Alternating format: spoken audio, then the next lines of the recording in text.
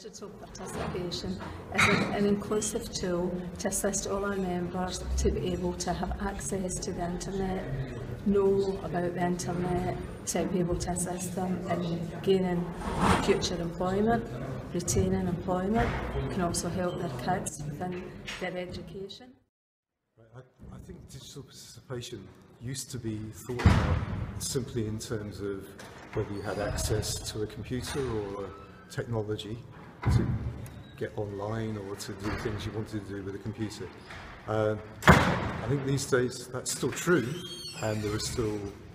kind of barriers to people participating. But much more important is developing the kind of skills and confidence that people need in order to be able to do the things they need to do online.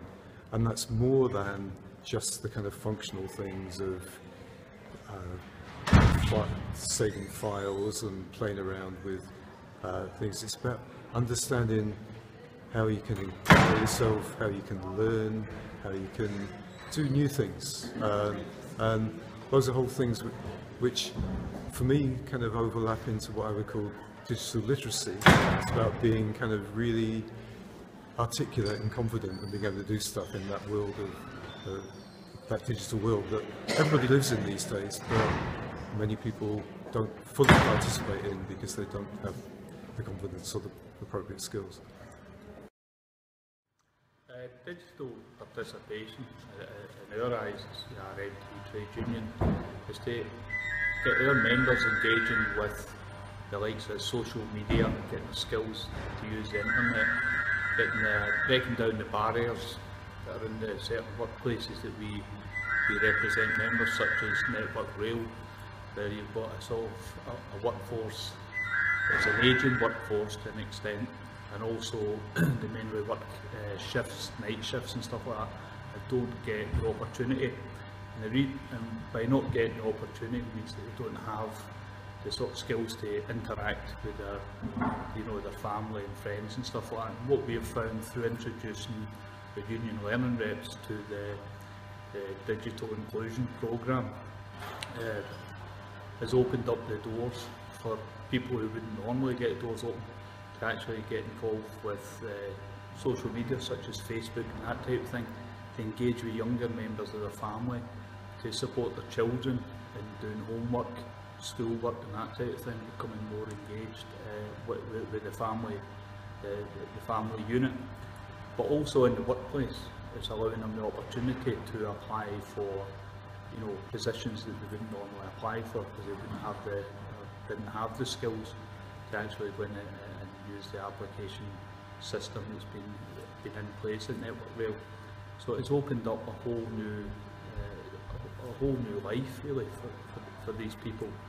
And we've also done stuff on iPads and smartphone technology, again enhancing the people's prospect in the workplace, because these tools have been utilised more and more to identify faults in the track and that type of thing. And people have been given these tools but with no proper training, and by our little input has opened up an interest, which is probably a key area, is the fact there's an interest in people learning these new skills, because they realise it's not as daunting a task once they go over that barrier and threshold. And with the support of the union learning reps who have had training to support the trainers through Scottish Union Learn, that's assisted, and it's a sort of peer-to-peer support, so therefore there's no hierarchy there, sort of, put pressure on people to learn. So they're doing it in their own initiative, in their own time, and with that relaxed sort of model, we're finding that people are actually becoming very, very confident and confident in using the modern technology and IT skills. Digital participation for me, for working with the maritime industry with RMT, digital participation is accessibility, connectivity, offering online courses, looking at how we can make the impact not just in work but socially as well, looking at the courses that we've delivered. We've delivered ECDL to people who